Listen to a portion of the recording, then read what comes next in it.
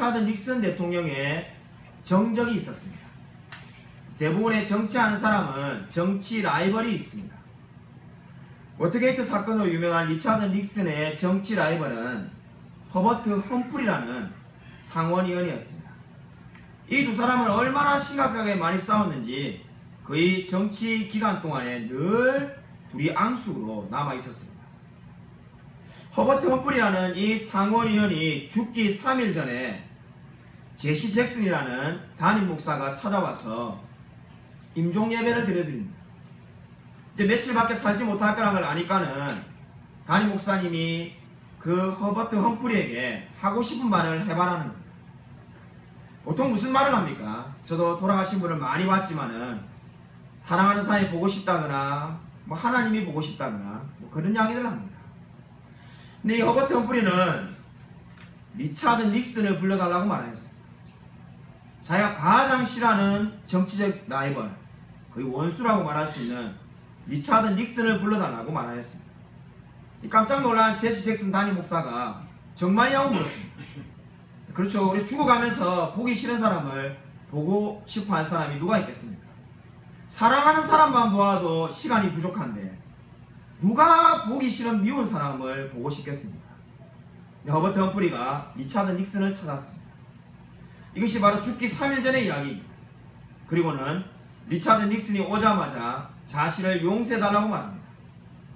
나를 용서해 주어야 내가 하나님 앞에 편안하게 갈 수 있을 것 같다.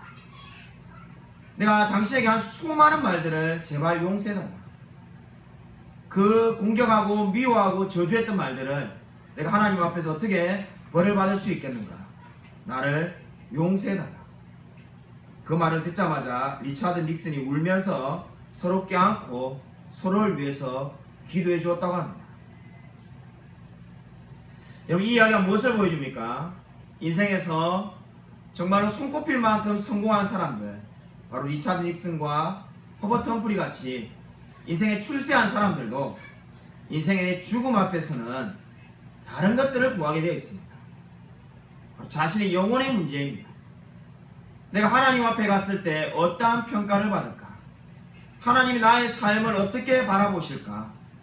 바로 그것을 생각할 때 허버트 험프리는 리차드 닉슨에게 용서를 구한 것입니다. 여러분의 영혼은 어디로 향하고 있습니까?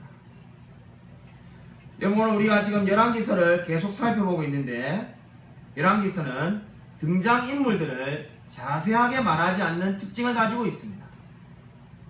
우리 제가 엘리야 설교할 때 말했죠. 엘리야 어디서 태어났는지도 모르고 그냥 혜성처럼 나타났다가 회오리 바람처럼 사라진 것이 엘리야의 이야기였습니다. 열왕기서는 여기에 등장하는 인물들을 거의 대부분 자세하게 소개하지 않습니다. 근데 오늘 놀랍게도 이 나아만은 아주 구체적으로 소개하고 있습니다. 오늘 우리가 읽은 5장 1절 한 구절만 보셔도 이 한 구절에 무려 5가지나 되는 나아만에 대한 소개가 있습니다. 1절에 5가지로 나아만을 소개하고 있는데 첫 번째가 뭐라고 말하고 있습니까? 나아만은 아람 왕의 군대 장관이라는 겁니다. 두 번째가 크고 존귀한 자라고 그렇게 묘사하고 있습니다. 세 번째가 아람을 구원한 영웅이라고 말합니다. 네 번째가 큰 용사라고 소개하고 있습니다. 이 첫째부터 네 번째까지 보면 나아만 어떠한 사람입니까? 그는 성공한 사람입니다. 그는 아람에서 인정받고 존중받는 성공한 사람이라고 생각할 수 있습니다. 근데 5번째 소개가 남아있는데 이 5번째 소개가 너무나 치명적입니다.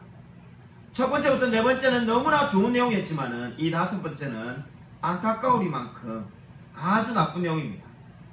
5번째로 나아만을 뭐라고 소개하고 있습니까? 문둥병자라고 말을 하고 있습니다. 이 4가지 내용은 너무나 좋았습니다만은 나아만은 문둥병을 가지고 있습니다. 다르게 말한다면 문둥병자임에도 불구하고 그는 사회에서 인정받는 성공자였습니다.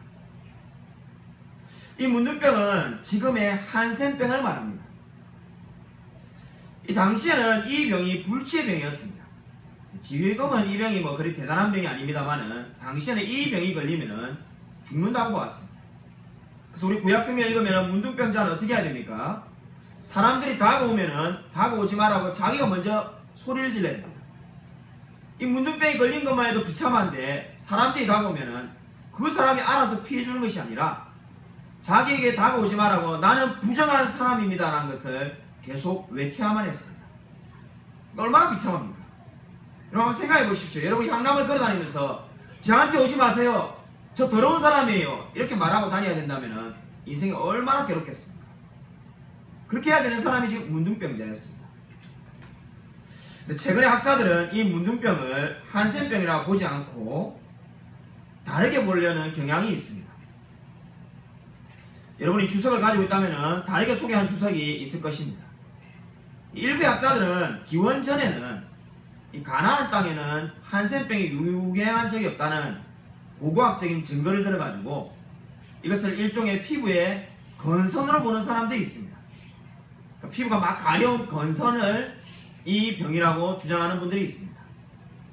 그러나 그렇지가 않습니다. 이 병이 왜 문둥병이 불치병이 돼야 되겠습니까?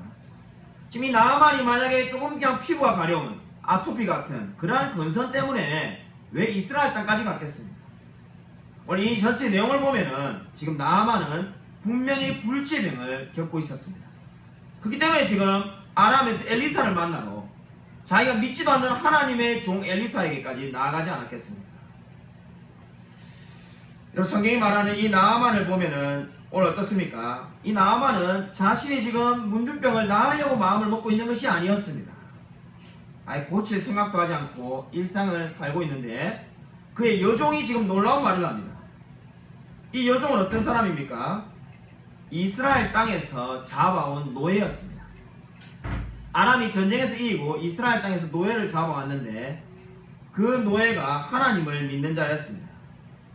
그 노예가 지금 뭐라고 말합니까? 바로 하나님께 나아가면 사마리아에 있는 선지자에게 나아가면 문둥병이 나을 거라고 말을 하고 있습니다. 너무나 놀랍지 않습니까? 지금 아람에서 가장 높은 지위를 차지하고 있는 사람 중에 한 명인 나아만은 병을 고칠 엄두도 못 내고 있는데 자신의 집에 있는 종, 사실상의 노예가 그 병을 고칠 방법이 있다라고 확신하면서 이야기하는 겁니다. 이 말을 듣자마자 나아만은 아람 왕에게 자신을 이스라엘로 보내달라고 말합니다. 왜 이렇게 말합니까? 자신의 병이 간절히 낫고 싶기 때문입니다. 아마 그 여종이 다른 이야기를 했다면 듣지 않을는지 모릅니다. 야 여종 네 주제에 나의 집에서 사는 노예 중에 내가 왜 너 말을 들어야 되겠냐면서 듣지 않을는지도 모릅니다. 그러나 자신이 제일 소원하는 병이 낫는다는 이야기를 하자 지금 나아만은 바로 이스라엘로 가고 싶어 하고 있습니다. 여러분 인생에서 여러분 어떤 문제를 가지고 있습니다. 여러분 어떤 문제를 가지고 있든지 간에 그 문제를 해결받는다면은 여러분 나아가지 않을 자가 어디에 있겠습니까? 바로 지금 나아만은 자신이 불치병이 있는데 오늘 1절에서 소개하는 것처럼 인생의 모든 부분이 잘 나가고 있는데 하나의 문제 바로 문둥병 그 병을 고치려고 이스라엘 선지자에게 가려고 하고 있습니다. 1908년 영국 맨체스터에서 일어난 이야기입니다. 1908년 영국 맨체스터에 제임스 해밀턴이라는 우울증 치료하는 의사에게 한 환자가 찾아왔습니다. 한 환자가 찾아와서 이렇게 말합니다. 박사님, 저는 우울증에 걸렸습니다. 이 병을 고쳐주십시오.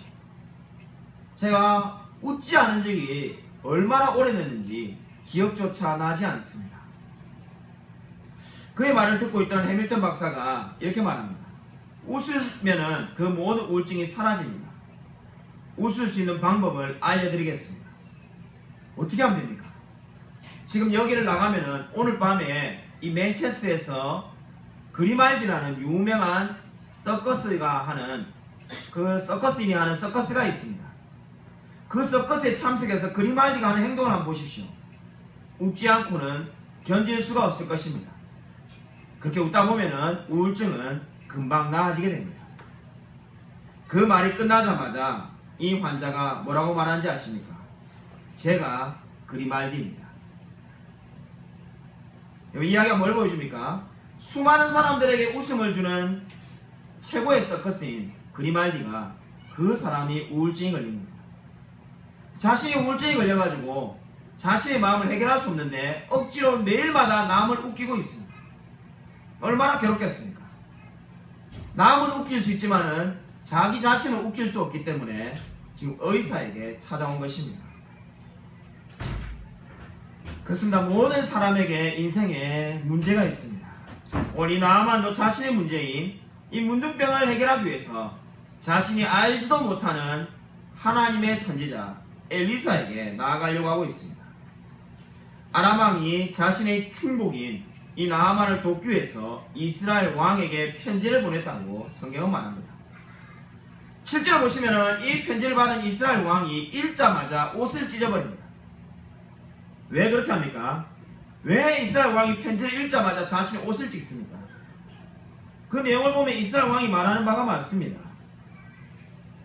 왜냐하면은 사람을 죽이고 살리고 하는 것이 하나님이지 내가 아니지 않는가? 어떻게 불치의 병인 문둥병을 내가 고칠 수가 있겠는가?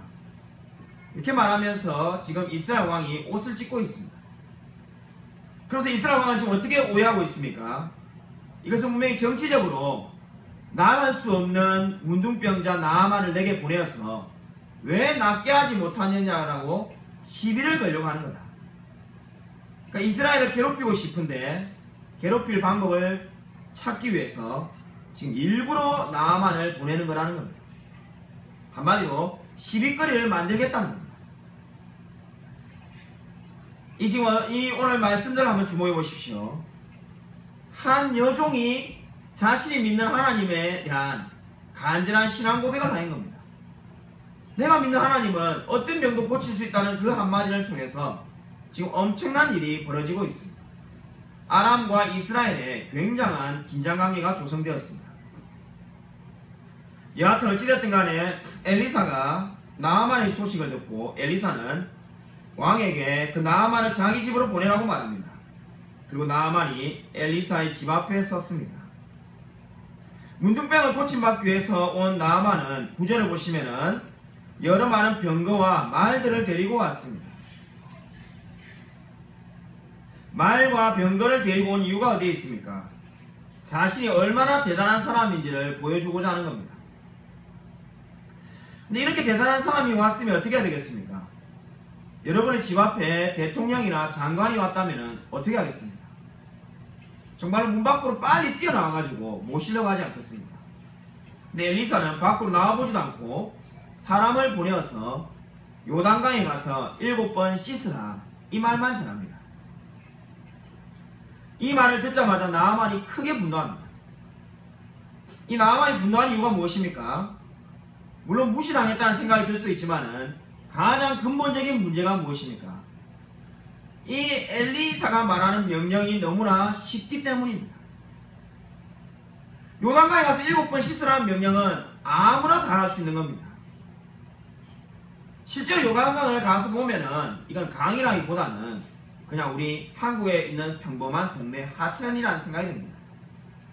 저같이 수영하지 못하는 사람도 들어가서 얼마든지 있을 수 있을까라는 생각이 들 정도로 아주 폭이 짧습니다. 근데 그 짧은 요단강에 그 깨끗해 보이지도 않는 요단강 물에 가서 7번을 씻으라는 겁니다. 이 나아만이 어떤 생각이 들었겠습니까? 더 크고 더 넓은 강이 자기 아람 땅에 있습니다. 더 깨끗한 강도 있습니다. 왜 이 멀리 와가지고 강에 물에 7번 들어가는 걸로 끝낼 바에야 왜 왔는가? 그런 생각이 안 들래야 안 들 수가 없습니다. 아마 만약에 나아만에게 힘든 명령을 했다면 나아만이 결코 화를 내지 않았을 것입니다. 금 6,000개를 가지고 왔는데 금을 배로 많이 가지고 오래도 다시 아람 땅 가서 가져왔을 겁니다. 40일 동안 굶어서 금 씻기도 하라고 해도 했을 겁니다. 근데 지금 나아만이 크게 분노하는 이유가 어디 있습니까? 그 명령이 너무나 쉽다는 데 있습니다. 실제로 지금 그 종들이 나아만을 만류하면서 한 말을 보면은 나아만이 대답하지 못합니다. 어려운 명령을 시켰으면 하지 않았겠습니까? 근데 강에 들어가서 씻으라고 하니까 안 하겠다는 거 아닙니까? 그 종들이 전곡을 찌르는 질문을 한 겁니다. 그저 나아만이 반대하지 못하고 이제 요단강에 들어가려고 하고 있습니다. 여러분, 우리 신앙도 마찬가지입니다. 수많은 사람들이 하나님을 믿지 못하는 이유가 어디에 있습니까? 기독교의 진리가 너무나 단순한 데 있습니다. 만약에 기독교의 진리가 10억을 기부한 사람만 교회를 다닐 수 있다 이러면 믿지 않는 사람들이 그렇게 불만이 없을 겁니다. 또는 만약에 40일 금식기도 한 사람만이 교인이 될 수 있다 이러면 그들이 얼마든지 받아들일 겁니다.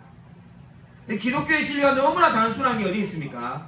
어제까지 하나님을 전혀 모르고 살았던 사람도 오늘 주님을 믿으면 그 사람은 하나님의 자녀가 됩니다. 너무나 단순합니다. 공부를 많이 해야 될 필요도 없고 뭔가 노력을 해야 될 필요도 없습니다. 단순히 하나님을 믿기만 하면 그 사람은 영원히 하나님의 자녀가 되고 천국에 갑니다. 바로 믿지 않는 자들이 가장 불편해하는 것이 이 진리가 너무나 쉽다는 데 있습니다. 오늘 이 나아만도 이 너무나 쉬운 진리를 받아들이기 힘들어했습니다. 아니, 요단강에 가서 물을 7번 들어가는 거, 몸을 7번 넣는 거 너무 쉽지 않은가? 거꾸로 생각해보면 어떤 생각이 듭니까? 그럼 내가 이 단순하고 쉬운 거를 몰라가지고 이렇게 문둥병자로 평생 살았던가? 이런 생각이 들지 않겠습니까? 믿지 않는 자도 마찬가지입니다. 아니, 그렇게 예수님만 믿으면 영원히 천국을 받고 영원한 하나님의 자녀가 된다는 그 쉬운 진리를 그럼 내가 이때까지 몰랐던가? 똑같은 생각이 들 수밖에 없습니다. 그러나 성경 뭐라고 말합니까? 진리는 단순하다고 말을 하고 있습니다. 결코 하나님을 믿는 것은 복잡하지 않습니다. 결국 나아만은 그냥 돌이켜 가려다가 요단강에 7번 몸을 씻습니다. 그리고는 그 몸이 깨끗하게 나왔습니다. 정말로 놀랍게도 깨끗하게 다 나왔습니다. 병이 나은 나아만은 엘리사에게 예물을 드리려고 합니다. 자기가 나았으니까 담대를 하려는 거죠. 그러나 엘리사는 결코 받지 않았습니다. 그 이유가 어디에 있습니까? 엘리사의 관심은 그 예물에 있는 것이 아니라 그 나아만이라는 사람이 변화되는 데 있었기 때문입니다. 엘리사는 결코 물질에 관심이 없었습니다. 여러분, 미국의 남북전쟁 때 이야기입니다. 프레드릭 스버그 대전투라는 전투가 있습니다. 이 유명한 대전투 때 서로 계속해서 왔다 갔다 하는데 서로 전투가 얼마나 치열했던지 이 두 부대 사이 가운데에 부상자들이 가득 모여 있습니다. 그러나 부상자를 그 누구도 가서 데리고 자기 진영으로 올려놓은 사람이 없습니다. 왜냐하면 부상자를 데리고 가면은 그 가운데 지역에 있다 보면은 총을 맞아 죽을 가능성이 많기 때문입니다. 근데 갑자기 북군의 한 병사가 뛰어나와가지고는 부상자들을 부축하고 물을 주기 시작합니다.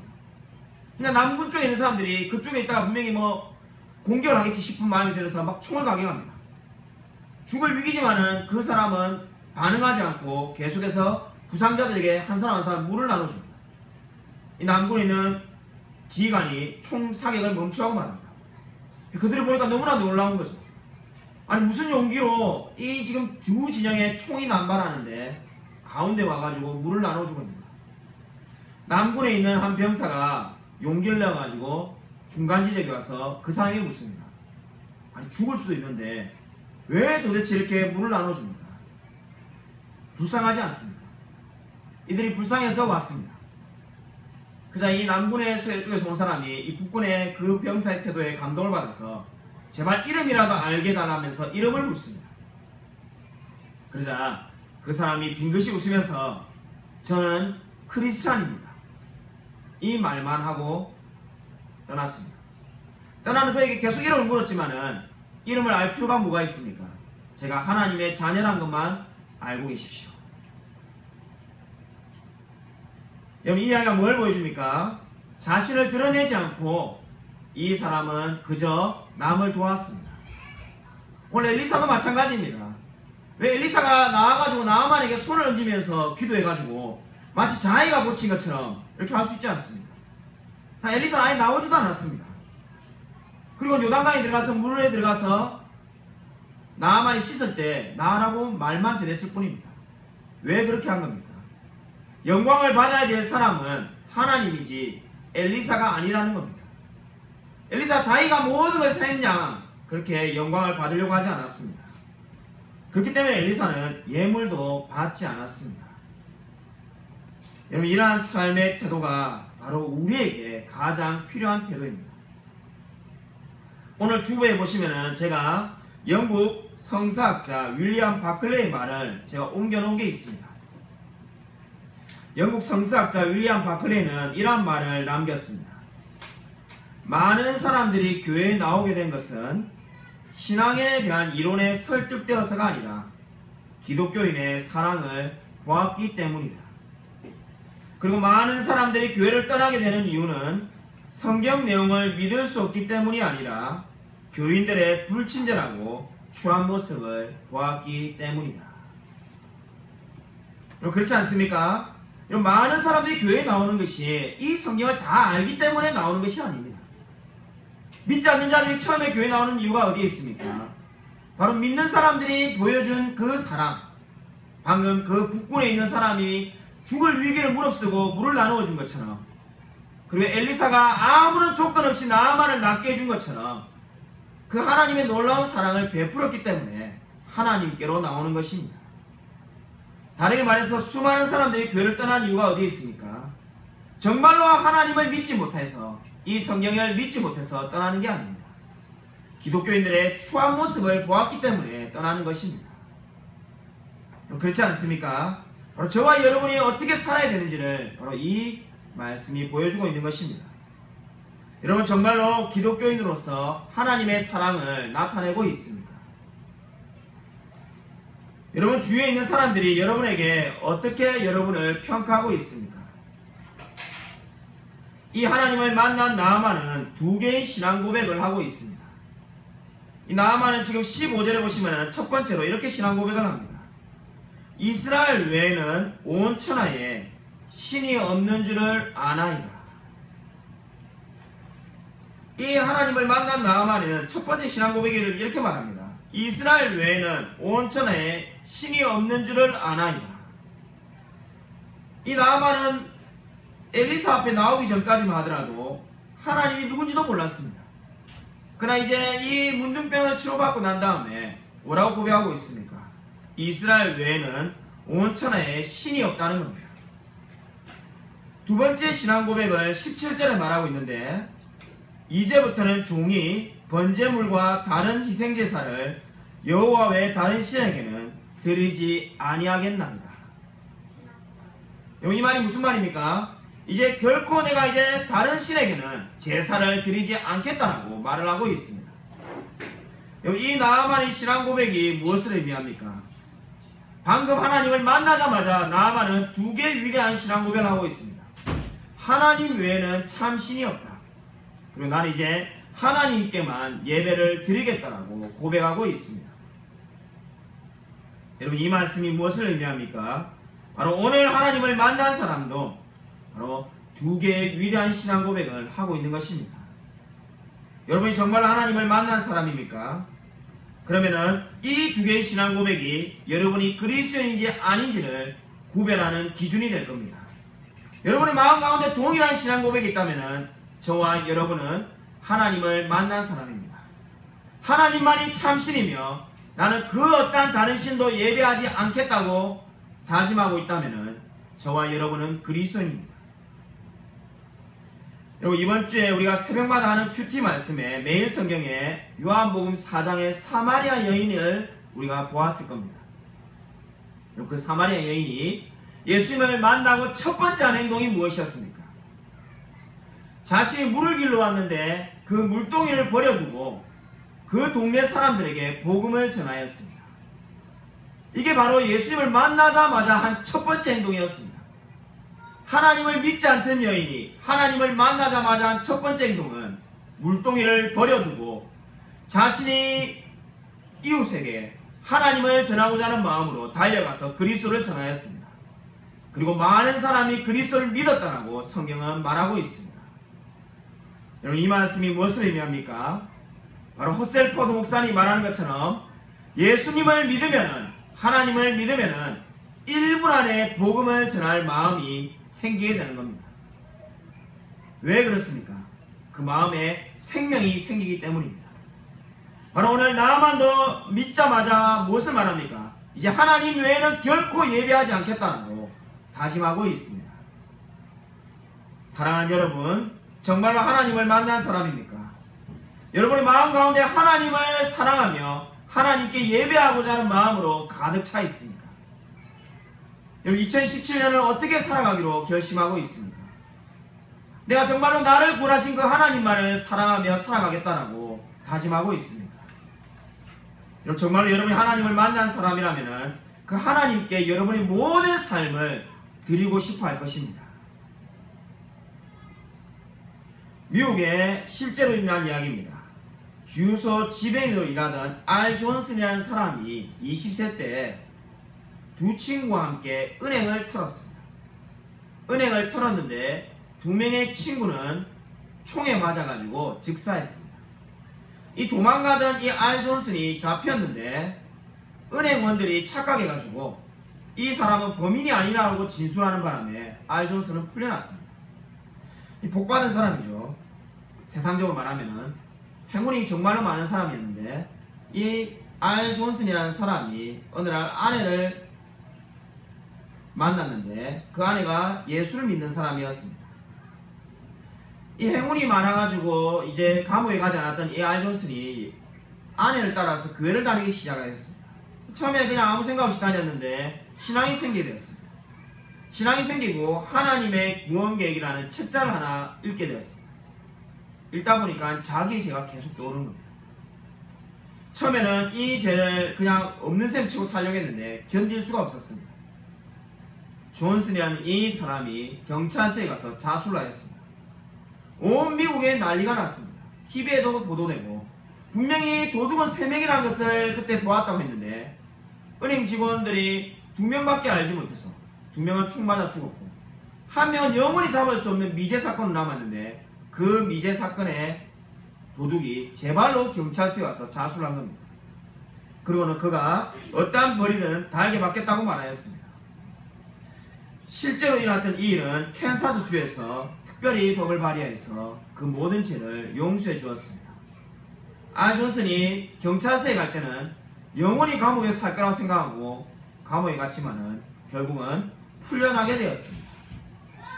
그가 그렇게 용서받기 위해서 나갔던 이유는 하나님을 만나고 나니까 그의 모든 죄가 이제 부끄럽기 때문에 용서함을 받고 싶었다고 말하였습니다. 여러분, 이 이야기가 무엇을 보여줍니까?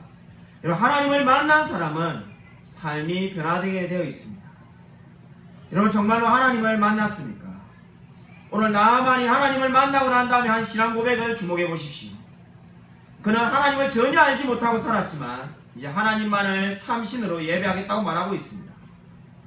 여러분, 하나님을 만나기 전의 모습과 하나님을 만난 이후의 모습이 어떠한 차이가 있습니까?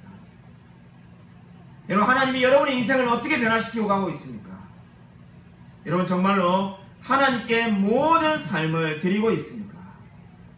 2017년이 시작된 지 며칠 지나지 않았습니다. 여러분, 2017년을 어떻게 살아가고 싶습니까? 여러분, 아무쪼록 이 2017년을 오직 하나님만이 참신이며 그 하나님만을 예배하며 살아가는 저와 우리 모든 성도님이 되시기를 주님의 이름으로 간절히 축원드립니다.